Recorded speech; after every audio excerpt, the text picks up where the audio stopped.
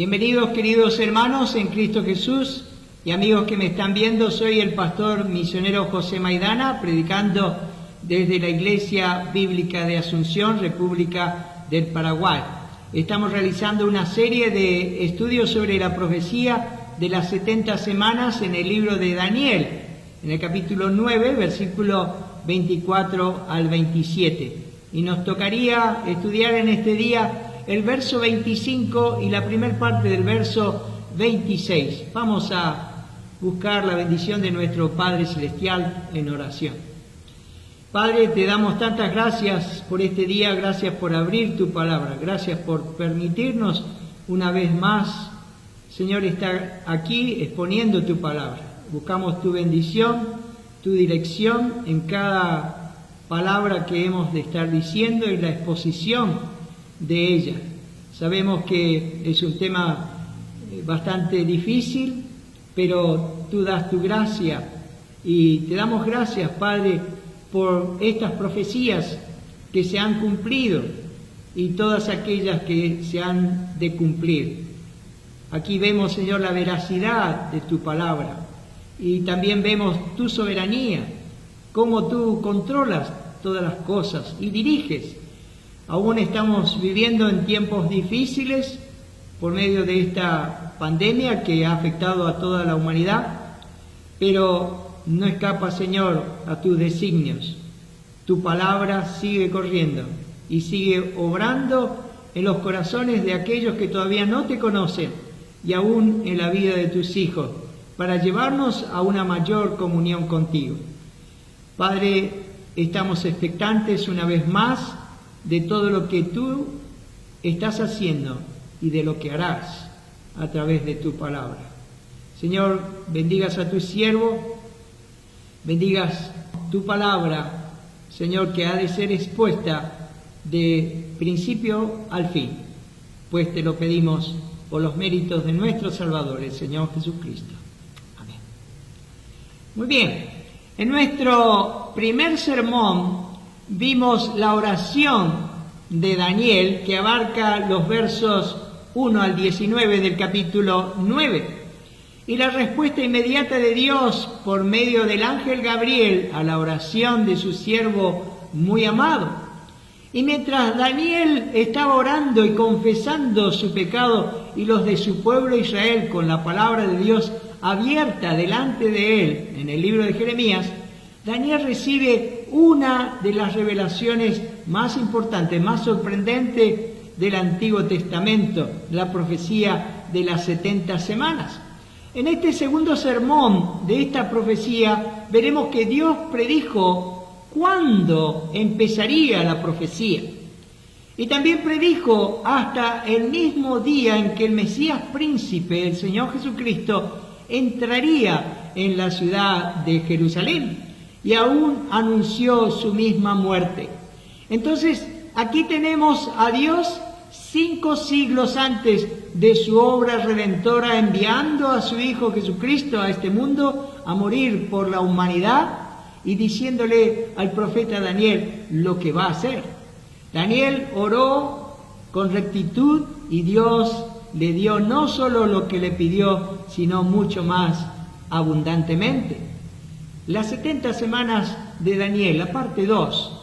Vamos a leer nuevamente en Daniel capítulo 9, versículo 24 al 27 para tener en mente este pasaje. Dice así: 70 semanas están determinadas sobre tu pueblo y sobre tu santa ciudad, para terminar la prevaricación y poner fin al pecado y expiar la iniquidad, para traer la justicia perdurable y sellar la visión y la profecía, y ungir al santo de los santos. Sabe pues y entiende que desde la salida de la orden para restaurar y edificar a Jerusalén hasta el Mesías príncipe, habrá 7 semanas, y 62 semanas se volverá a edificar la plaza y el muro en tiempos angustiosos. Y después de las 62 semanas se quitará la vida al Mesías, mas no por sí. Y el pueblo de un príncipe que ha de venir destruirá la ciudad y el santuario, y su fin será con inundación. y hasta el fin de la guerra durarán las devastaciones. Y por otra semana confirmará el pacto con muchos. A la mitad de la semana hará cesar el sacrificio y la ofrenda. Después, con la muchedumbre de las abominaciones, vendrá el desolador hasta que venga la consumación y lo que está determinado se derrame sobre el desolador. En nuestro primer punto veremos un repaso de la clase anterior a partir del verso 24. Dios por medio del ángel Gabriel le dijo a Daniel, miremos allí en Daniel capítulo 9, versículo 24, 70 semanas están determinadas sobre tu pueblo y sobre tu santa ciudad.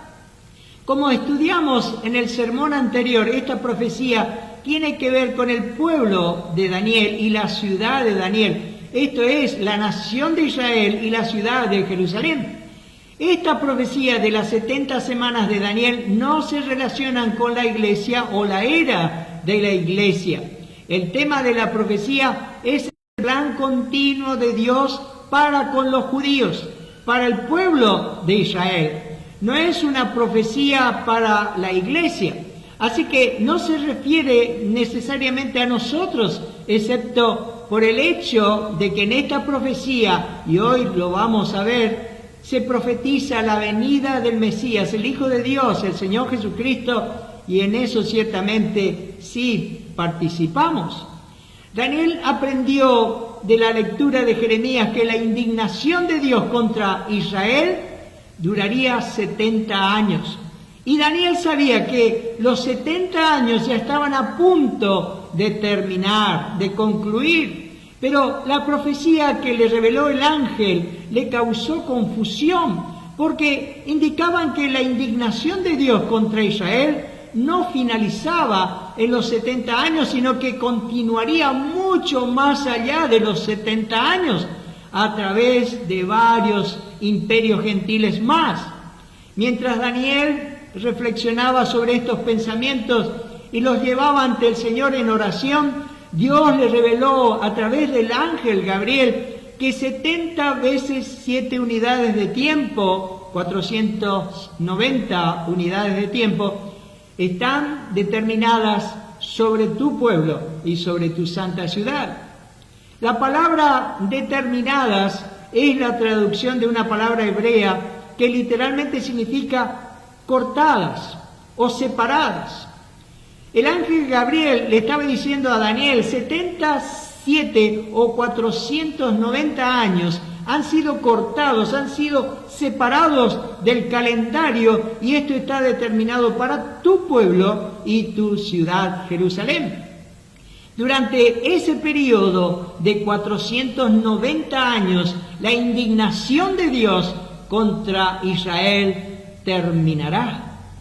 En este versículo 24 entonces nos presenta en forma breve pero concisa a qué pueblo y a qué ciudad se aplica la profecía de las 70 semanas y el propósito final de la profecía que va a suceder cuando se acabe las 70 semanas. Dice allí este propósito, allí en el capítulo 9, versículo 24, para terminar la prevaricación y poner fin al pecado y expiar la iniquidad, para traer la justicia perdurable y sellar la visión y la profecía y ungir al Santo de los Santos. ¿Qué es lo que Dios va a hacer durante esos 490 años? Dios se tomaría 490 años para tratar con la transgresión, con la rebelión de Israel y poner fin a sus pecados abiertos. Durante ese tiempo Dios también hará la reconciliación por sus pecados y traerá la justicia eterna a través de la muerte del Mesías en la cruz. Durante ese tiempo Dios también traerá el fin del cumplimiento de todas las profecías que tratan con la indignación de Dios contra Israel y también ungirá el lugar santísimo en preparación para el templo milenario. Al igual que usted y yo, creo que Daniel debe haber estado muy interesado en saber desde qué momento se debe comenzar a contar esos 70 periodos de 7 años. que Dios ha determinado sobre el pueblo de Israel y sobre la ciudad de Jerusalén. Hoy vamos a hablar del principio o comienzo de la profecía de las 70 semanas. ¿Cuándo comenzó a correr el reloj profético de los 490 años? ¿Cuándo se debe comenzar a contar estas 70 semanas y cómo se distribuyen en el tiempo?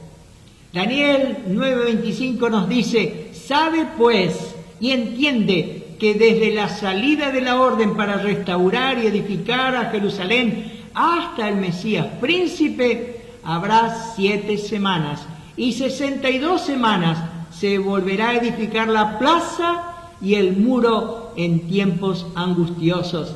En este versículo 25 nosotros encontramos las primeras 69 semanas. El versículo 25 habla de un periodo de tiempo de 7 semanas de años más 62 semanas de años. Y vamos a sumar 7 semanas más 62 semanas es igual a 69 semanas. Tenga en cuenta que la palabra hebrea traducida semana significa una unidad de 7. El contexto tiene que determinar 7 qué. Y notamos en el primer estudio, en el primer sermón que dimos, que el sistema judío dividía el tiempo en 7. Primero las semanas o la semana de días. 7 días, una semana. El séptimo día es el día de reposo o el sabbat de descanso. Segundo, la semana de años. 7 años es igual a una semana de años. El séptimo año es el año sabático, cuando se permite que la tierra descanse del cultivo. Y vamos a ver allí en Levítico capítulo 25, versículos 3 y 4, que dice esto: 6 años sembrarás tu tierra y 6 años podarás tu viña y recogerás sus frutos, pero el séptimo año la tierra tendrá descanso, reposo para Jehová. No sembrarás tu tierra ni podarás tu viña. En este pasaje vemos el número 7 asociado con años y no con días. También lo tercero que vimos, la semana de las semanas de años. 7 semanas de años, 49 años, seguidos por el año del jubileo.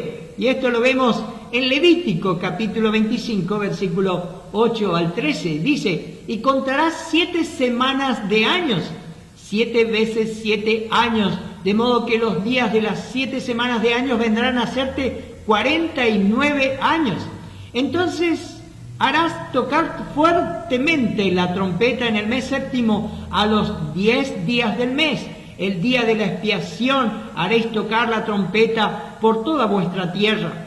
Y santificaréis el año 50 y pregonaréis libertad en la tierra a todos sus moradores.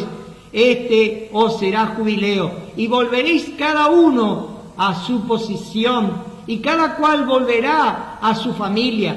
El año de los 50 años os será jubileo.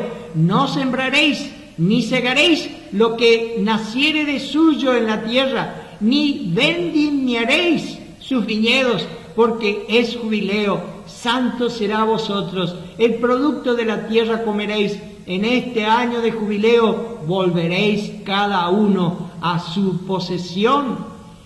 ¿Qué debía suceder en el año 50? El año del jubileo. Se trataba pues de un año sabático en el cual se descansaba, se ponían los esclavos en libertad, se dejaban de trabajar las tierras y se restituían las posesiones que se habían comprado.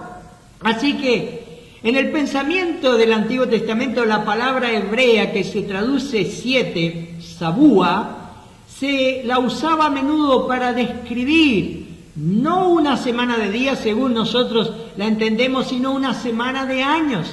Y esto era parte de su cultura. El contexto también indica que Daniel estaba pensando en ese 7, pero de años. Miremos que cuando Daniel lee la profecía de Jeremías, que dice allí en Daniel 9:2, yo Daniel miré atentamente en los libros el número de los años de que habló Jehová al profeta Jeremías, que habían de cumplirse las desolaciones de Jerusalén en 70 años. Así que cuando llega la profecía y dice, allí en Daniel 9:24, 70 semanas están determinadas sobre tu pueblo y sobre tu santa ciudad, Daniel no está pensando en días, sino en años. Esta profecía establece que la indignación de Dios viene en dos secciones. Como vimos, la primera porción terminaría después de 70 años, la segunda porción duraría mucho más tiempo, 490 años. El pueblo judío estaría bajo la mano enjuiciadora de Dios durante todo ese periodo. 490 años fue el tiempo que Israel violó la ley del sábado para la tierra. Como resultado, ellos estuvieron en cautiverio por 70 años. La cantidad de años sabáticos que ellos fallaron en observar durante ese periodo de 490 años. ¿Por qué estaban en cautiverio? Allí nos dice en 2 de Crónicas, capítulo 36, versículo 21, para que se cumpliese la palabra de Jehová por boca de Jeremías, hasta que la tierra hubo gozado de reposo. Porque todo el tiempo de su asolamiento reposó, hasta que los 70 años fueron cumplidos. Mientras ellos, los israelitas, estuvieron en Babilonia durante 70 años, la tierra estaba poniéndose al día o igualándose con el reposo que le pertenecía a Dios y que ellos nunca le dieron como debía habérselo dado. A decir verdad, en toda la historia no se encuentra ninguna sola ocasión en que los judíos hayan en realidad observado el año del jubileo, tal como Dios lo había ordenado. El comentarista bíblico Alba McClain dice, ahora, al final del juicio por estas violaciones, es enviado el ángel a revelar el comienzo de una nueva era del trato de Dios con el judío, que se extenderá hasta el mismo número de años cubierto por sus violaciones del año sabático, es a saber, un ciclo de 490 años o 77 de años. Hasta aquí el comentario de este siervo de Dios. Sorprendente, ¿no es cierto? Dios no toma el pecado y la rebelión a la ligera. Y esto nos enseña de nadie. Lo que vemos aquí es que Dios no pasa por alto ningún pecado. Dios va a castigar y castiga toda desobediencia de los seres humanos y toda rebeldía contra su palabra. Mi hermano en la fe, hay cuántas aplicaciones que podemos sacar y cuántas enseñanzas que podemos sacar de estos pasajes bíblicos, pero permítame darle esta enseñanza. El comentarista Warren Wiersbe dice en su comentario de Levítico, es un principio básico de la vida que todo aquello que robemos a Dios no lo vamos a poder guardar para nosotros ni disfrutarlo. Me he encontrado en mi ministerio con personas que han robado a Dios al no ofrendarle y han terminado gastando más en médicos y farmacias o en reparaciones de automóvil. Entonces, mi querido hermano en Cristo, es mejor que usted no ande en pecado, por cierto, y en desobediencia abierta a su palabra, pero también le dé a Dios lo que le pertenece, porque si no lo hace, como vemos aquí, Él lo va a cobrar y usted no tendrá privilegio en dárselo.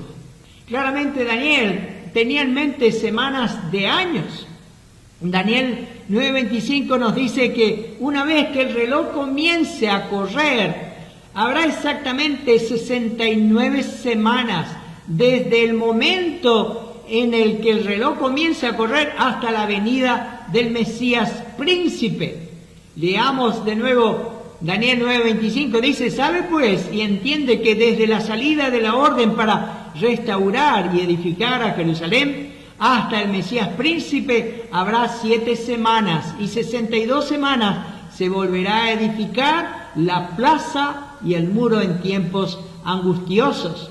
Dios reveló a los santos del Antiguo Testamento casi 500 años, 5 siglos de anticipación exactamente cuándo vendría el Mesías. ¿Cuándo comenzó a correr el reloj profético respecto a la nación judía? El reloj comienza, dice aquí este versículo, desde la salida de la orden para restaurar y edificar a Jerusalén. Se plantea un problema. ¿Qué orden o qué mandamiento, qué decreto? Porque las Escrituras contienen varios decretos que tienen que ver con la restauración de los judíos del cautiverio babilónico. Hubo 3 decretos, pero que no se alinean con la profecía. Está el decreto, primero, el de Ciro, en el 538 o 539 antes de Cristo. Ciro era el persa que dio orden de reconstruir el templo. Y esto lo vemos en Segunda de Crónicas, capítulo 36, versículos 22 y 23, y en Esdras, capítulo 1, versículo 1 al 3. La segunda orden fue dada por Darío, y todo lo que él hizo fue confirmar el decreto del rey Ciro, y esto lo hizo en el 519 antes de Cristo, y esto lo leemos allí en Esdras capítulo 6, versículos 3 al 8. Pasamos al tercer decreto. Este fue el primer decreto del rey Artajerjes en el 458 antes de Cristo. Y esto lo encontramos en Esdras capítulo 7, versículo 7. Sin embargo, en todos estos decretos se concede permiso para reconstruir el templo. Y nada se dice acerca de la reedificación de la ciudad. En Esdras capítulo 4, usted lo puede leer detenidamente después, vemos que la reconstrucción del templo fue detenida porque los judíos estaban reconstruyendo la ciudad sin autorización y fueron obligados por el rey Artajerjes a detenerse porque no había autorización para edificar la ciudad, sino solo el templo. Entonces, en ninguno de estos 3 decretos se llenaron las condiciones de Daniel 9:25. Pero cuando acudimos al segundo decreto de Artajerjes, hecho en su 20º año, en el 445 antes de Cristo, registrado en Nehemías capítulo 2, versículo 1 al 8, por primera vez se concede permiso para reedificar la ciudad de Jerusalén. Esto llega a ser entonces el principio del período profético destinado por Dios en esta profecía. ¿Cómo determinar cuándo empezó a correr el reloj profético de Dios? El reloj comenzó a correr cuando se emitió la orden o decreto. Allí en el versículo 25 dice, nos da una pista sobre el decreto que el ángel Gabriel tenía en mente. Dice el versículo 25 allí que la orden era restaurar y construir Jerusalén. Incluía la orden de construir la plaza y el muro. La palabra hebrea que se traduce plaza significa lugar amplio, anchura. Y esta sería la plaza pública. Era una plaza gigantesca que se encontraba dentro de los muros de Jerusalén. Pero no solo reedificarían la ciudad, incluyendo la gran plaza, sino también, dice aquí la palabra de Dios, el muro. Y la palabra traducida en el hebreo como muro se traduce o significa trinchera o foso. Significaba el foso que se cavaba afuera del muro para proteger o defender a la ciudad de sus enemigos. Así que el mandato, el decreto de reconstruir la ciudad incluía construir la plaza de la ciudad y un foso alrededor de la muralla de la ciudad.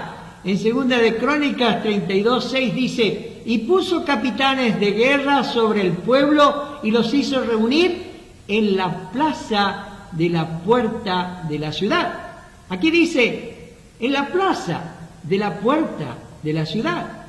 Era la plaza construida dentro de la muralla al entrar por una de sus puertas.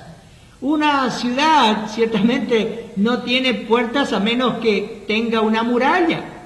Y una puerta no se sostiene sola. Está empotrada, está incrustada en una muralla de algún tipo, ¿no es cierto? Y era costumbre construir trincheras alrededor del exterior de la muralla como parte de la defensa de la ciudad. La trinchera se consideraba casi una parte de la defensa de la muralla, y de allí la traducción. Así que el decreto que puso en marcha el reloj profético para la nación judía incluía la orden de construir las defensas de la ciudad, la muralla y su foso. Y otra forma de determinar el decreto que el ángel Gabriel tenía en mente es el hecho de que cuando el decreto se emite, el reloj profético de Dios comenzó a correr y la cuenta regresiva está en marcha para la venida del Mesías. La profecía establece que habrá 69 semanas de años, o 69 veces 7, que es igual a 483 años. Al final de ese periodo de tiempo, el Mesías vendría a Israel. Sorprendente. Si contamos hacia atrás los 3 primeros decretos de Ciro, de Darío y el primer decreto de Artajerjes, fallan matemáticamente. Y en Nehemías 1:3 nos da también allí una pista. Y me dijeron, dice, el remanente, los que quedaron de la cautividad allí en la provincia, están en gran mal y afrenta, y el muro de Jerusalén derribado y sus puertas quemadas a fuego. Nehemías afirma que las murallas de Jerusalén estaban todavía derribadas y las puertas eran todavía un montón de cenizas. Esto fue en el año 445 antes de Cristo. Daniel 9:25 dice: se volverá a edificar la plaza y el muro en tiempos angustiosos. Afirma que la plaza, esa plaza allí antes de la puerta, y el muro, que el foso estaba antes de las murallas, se construirían durante, dice aquí, tiempos angustiosos, tiempos difíciles. El libro de Nehemías, si usted lo lee, usted va a ver que este era el tiempo en que se reconstruyó allí la ciudad y los muros. Dice las Escrituras, el libro de Nehemías describe el desarrollo de la historia de esos tiempos, como dice las Escrituras aquí, tiempos angustiosos. Y en Nehemías 2:19 podemos leer que sus enemigos se burlaban de ellos. En Nehemías capítulo 4, versículo 1 y 2 dice que estos enemigos se enfurecieron al ver que el muro comenzaba a tomar forma. Y en Nehemías capítulo 4, versículos 7 y 8 dice que estos enemigos comenzaron a conspirar en luchar contra los judíos mientras ellos construían. Leamos en Nehemías capítulo 4, versículos 17 y 18, dice: los que edificaban el muro, los que acarreaban y los que cargaban, con una mano trabajaban en la obra y en la otra tenían la espada. Porque los que edificaban, cada uno tenía una espada ceñida a sus lomos, y así edificaban. Y el que tocaba la trompeta estaba junto a mí. Construyeron el muro en tiempos angustiosos. Nunca estuvieron ellos seguros. Construyeron el muro con una cuchara de albañil en sus manos y con otra sostenían la espada. Por eso tardaron tanto en completar el proyecto. Algunos creen que esto explica por qué los primeros 69 años fueron divididos en dos secciones. La primera sección, 7 semanas o 49 años, y la segunda, 62 semanas o 434 años. Se cree que las primeras 7 semanas o 49 años es el tiempo que les tomó a los judíos completar el proyecto. La siguiente pregunta a considerar es: ¿el tiempo de este decreto de Artajerjes en el 445 a.C. nos lleva al tiempo en que Cristo apareció en Israel? Si no lo hace, entonces o la profecía era incorrecta o estamos usando el decreto equivocado como punto de partida. Esto puede ser medido objetivamente por la historia y las matemáticas. Y vamos a mirar en este gráfico para poder ayudarnos. Según la profecía, desde la salida del decreto de Artajerjes en el 445 a.C. para restaurar y edificar a Jerusalén hasta la venida de Cristo, el Mesías príncipe, a Israel, habrá 7 semanas de años, que son 49 años, y 62 semanas de años, que son 434 años. 49 años más 434 años es igual a 483 años, que son las primeras 69 semanas de años. La profecía establece que cuando las primeras 69 semanas de años expiren, terminen, el Mesías vendrá a Israel. Entonces, contando 483 años desde que se promulgó el decreto del rey Artajerjes para salir y edificar la ciudad de Jerusalén, llegamos hasta la época del Señor Jesucristo. Hasta aquí nuestro gráfico. Pero hay que tener en cuenta que el calendario judío tenía solo 360 días por año. Nuestro calendario tiene 365 días. Y si utilizamos nuestro calendario gregoriano, puede que nuestras fechas no coincidan perfectamente hasta que se ajusta incorporando los años bisiestos que tenemos. Cuando la Biblia habla de años proféticos, usa 360 días. En este caso debe ser usado porque cuando el libro de Apocalipsis habla de los últimos 7 años del período de la tribulación, el apóstol Juan también usa el año de 360 días y nos habla de 2 períodos de 3 años y medio, 42 meses de 1260 días. Sir Robert Anderson escribió un libro clásico que se llama El príncipe que ha de venir. Dicha obra es antigua porque se editó por primera vez en el idioma inglés en el año 1882. Pero no se ha hecho un estudio más cuidadoso de las 70 semanas de Daniel que este. Y de acuerdo a su extensa investigación, la fecha exacta del decreto dado a Nehemías fue el 14 de marzo del 445 a.C. A esa fecha añadió las 69 semanas de años proféticos de 360 días y multiplicó 69 por 7 por 360 y eso dio como resultado 173.880 días requeridos por la profecía. Y eso nos lleva al 6 de abril del año 32 después de Cristo. Los cálculos de Sir Robert Anderson le llevaron a concluir que ese fue el día en el que Jesús, el Señor, se presentó como Mesías a Israel en su entrada triunfal en la ciudad de Jerusalén. Fue entonces cuando el Señor Jesucristo se ofreció como el Mesías Rey a la nación de Israel, como predijo también el profeta Zacarías, allá en Zacarías capítulo 9, versículo 9, que dice así esta profecía: alégrate mucho, hija de Sión, da voces de júbilo, hija de Jerusalén.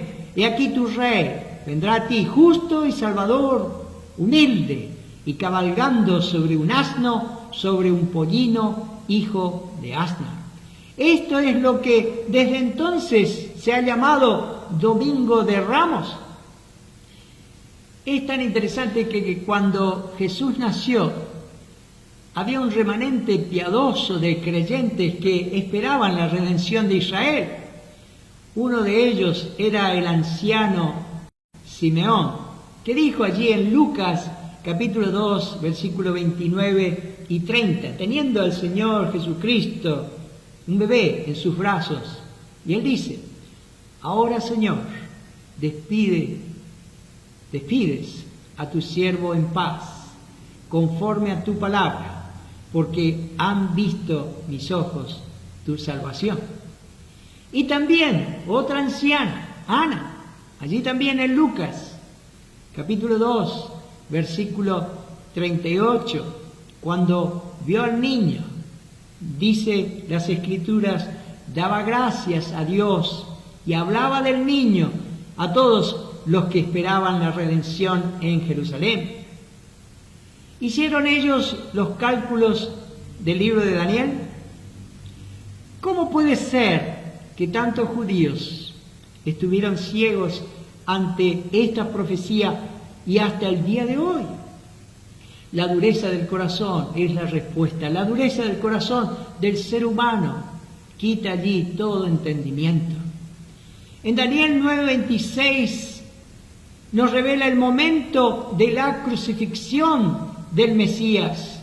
Dice allí en Daniel 9:26, y después de las 62 semanas se quitará la vida al Mesías, mas no por sí. Como las 62 semanas vienen después de las 7 semanas del versículo 25, dice, se quitará la vida al Mesías al final de las 69 semanas.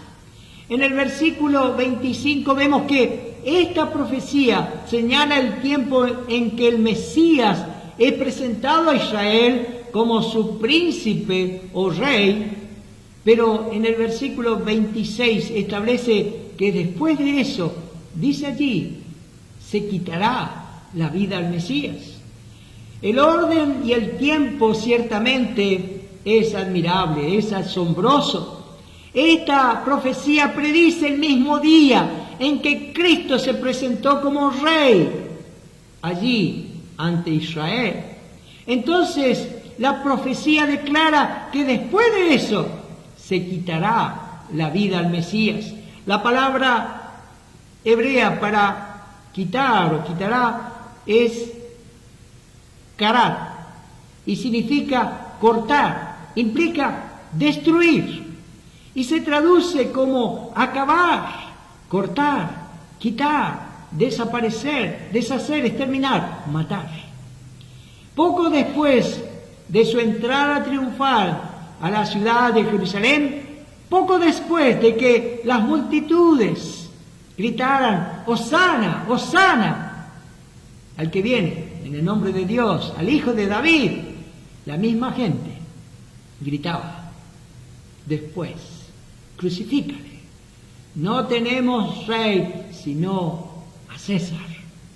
Consideremos la descripción del evangelista Lucas de la entrada triunfal del Señor Jesucristo en Jerusalén. Allí en Lucas capítulo 19 versículo 35 al 40 dice, y lo trajeron a Jesús y habiendo echado sus mantos sobre el pollino, subieron a Jesús encima y a su paso tendían sus mantos por el camino.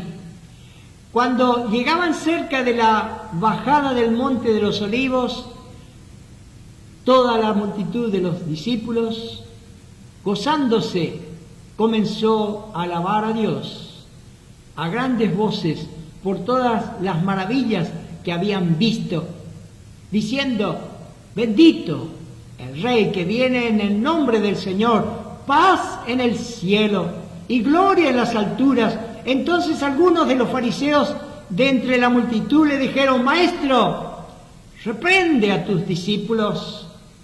Él respondiendo les dijo: os digo que si estos callaran, las piedras clamarían. Las multitudes alababan a Dios. Los fariseos le dicen al Señor Jesucristo que reprenda a los que promueven esa adoración a Él y la aclamación como Mesías, pero Jesús se niega. Y allí en el capítulo 19, versículos 41 y 42 de Lucas dice: y cuando llegó cerca de la ciudad, al verla, lloró sobre ella, diciendo: oh, si también tú conocieses, a lo menos en este tu día, lo que es para tu paz. Mas ahora está encubierto de tus ojos. Jesús llora, porque sabe que la nación pronto lo rechazará y lo crucificará. Jesús se lamenta y dice ahí, en ese versículo 42, oh, si también tú conocieses, a lo menos en este tu día. En este tu día. ¿Qué día? El día que Daniel predijo la entrada del Mesías en Jerusalén. Este era el día de su oportunidad para arrepentirse y recibir al Señor Jesucristo como su Rey y su reino. Jesús se lamenta de nuevo por el juicio que le va a suceder y que le sucedió a la ciudad de Jerusalén, porque lo rechazaron. Y allí en Lucas capítulo 19, versículos 43 y 44 dice: porque vendrán días sobre ti, cuando tus enemigos te rodearán con vallado y te sitiarán, y por todas partes te estrecharán y te derribarán a tierra, y a tus hijos dentro de ti, y no dejarán en ti piedra sobre piedra, por cuanto no conocisteis el tiempo de tu visitación. No conocieron el día en que el Mesías los visitó, como lo predijo el profeta Daniel. Deberían haber sabido, si hubieran estudiado las Escrituras, pero no lo hicieron, no lo sabían, eran ignorantes de las Escrituras. Estaban totalmente en ceguera espiritual, como tantos hoy en día. La expresión "se quitará la vida al Mesías", que Daniel predijo allí que el Mesías recibiría la pena de muerte, también lo encontramos en Isaías capítulo 53, versículo 8, que dice: por cárcel y por juicio fue quitado, y su generación, ¿quién la contará? Porque fue cortado de la tierra de los vivientes, y por la rebelión de mi pueblo fue herido. Isaías también habla de la muerte del Mesías. Isaías dijo que el Mesías fue cortado de la tierra de los vivientes. Isaías predijo que el Mesías sería cortado, muerto. Daniel predijo que el Mesías se presentaría como el Rey Mesías a Israel, y después de eso se le quitaría la vida.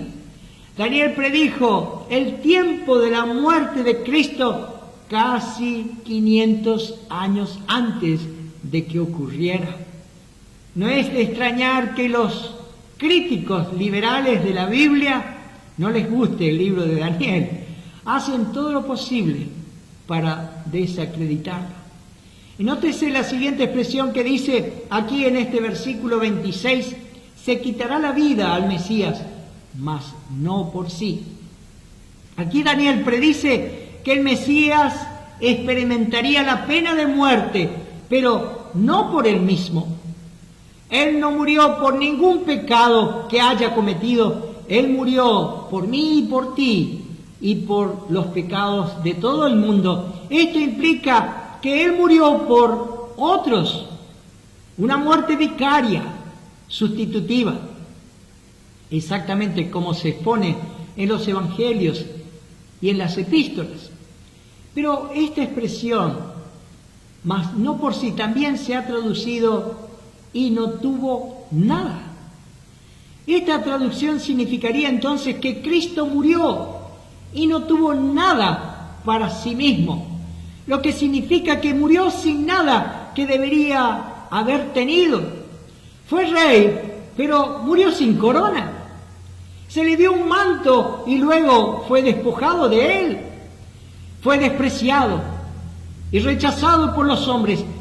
Era rey y debería haber tenido a la nación judía siguiéndole detrás, pero murió rechazado y solo. El manual bíblico de Unger dice: el período de las 62 semanas terminó y Cristo, el Mesías príncipe, fue cortado mediante la muerte y no tuvo nada. Es decir, nada que fuese realmente suyo, ningún reino. Mis queridos amigos y hermanos en la fe, dentro de esa misma semana, Jesús fue llevado al Gólgota, a las afueras de Jerusalén, y allí fue crucificado. Pero algo tan hermoso ocurrió. Si bien el Mesías príncipe murió y fue sepultado, pero a los 3 días se levantó victorioso, triunfante de entre los muertos, volvió a vivir y ascendió a los cielos, y ahora está sentado a la diestra del Padre en los mismos cielos, y de nuevo Él vendrá a la tierra a reinar y a establecer su reino milenario. Y nos preguntamos, pero ¿por qué murió? Porque Él estaba llevando tus pecados y mis pecados en aquella cruz del Calvario para llevarnos a Dios. El justo murió por nosotros los injustos, para que podamos ser salvos, para que creamos en Él de todo corazón. En esa primera venida el Señor Jesucristo vino en humildad, vino manso, porque precisamente Él debía dar su vida por ti y por mí, mi estimado amigo. Primeramente Él vino para salvar a los judíos, pues Él vino a buscar, dice la palabra de Dios, las ovejas de la casa de Israel, pero también después vino a salvarnos a nosotros, que no somos judíos, los gentiles, para que nosotros también pudiéramos participar de la bendición, de la salvación de nuestras almas. ¿Entiendes, mi querido amigo? Hay entonces 2 venidas del Mesías. La primera como Mesías príncipe, entrando en Jerusalén, y después enseguida para dar su vida en rescate por todos nosotros los pecadores. Y la segunda vez, Él vendrá en gloria, vendrá con sus santos ángeles, vendrá con los santos, con gran poder y gloria para reinar en esta tierra desde la ciudad de Jerusalén. Así que te animo a investigar las Escrituras y a creerlas de todo corazón. Si todavía no has creído en el Señor Jesucristo como tu Salvador personal, quiero ponerte delante de ti las mismas palabras que el Señor pronunció ante el pueblo de Israel, que dice en Lucas 19:42, oh, si también tú conocieses, a lo menos en este tu día, lo que es para tu paz. En este día, si reconocieses lo que significó la primera venida del Señor Jesucristo, el Mesías, Él vino para dar su vida, para rescatarte, para redimirte de todos tus pecados, para que tú, si crees en Él, que Él murió en la cruz del Calvario, que Él fue sepultado, pero que al tercer día resucitó de entre los muertos, y Él está a la diestra de Dios Padre, si crees en Él de todo corazón. Dijo el Señor Jesucristo allí en Juan 3:36, el que cree en el Hijo tiene vida eterna, pero el que rehúsa creer en el Hijo no verá la vida, sino que la ira de Dios está sobre él. La vida eterna mi querido amigo, es un regalo comprado por la sangre de Jesús y ofrecido gratuitamente para todos aquellos que lo invocan por fe, que acuden a Él en esa actitud de arrepentimiento. Cualquiera que crea en el Señor Jesucristo, dice la palabra de Dios, será salvo y será salvo para siempre. Ven en este día, oh, ven en este día, no te detengas más, entrega tu corazón al único Salvador de tu alma y sin duda, si lo haces, Dios te bendecirá abundantemente con la paz y la salvación que Él prometió en su palabra. Amén. Oh Padre, te damos gracias por tu preciosa palabra. Qué precisión, qué exactitud, qué verás que tú eres, Señor, en todo lo que tú prometiste. Nada, ninguna palabra ha dejado de cumplirse. Estamos expectantes, porque todavía hay promesas tuyas que se han de cumplir.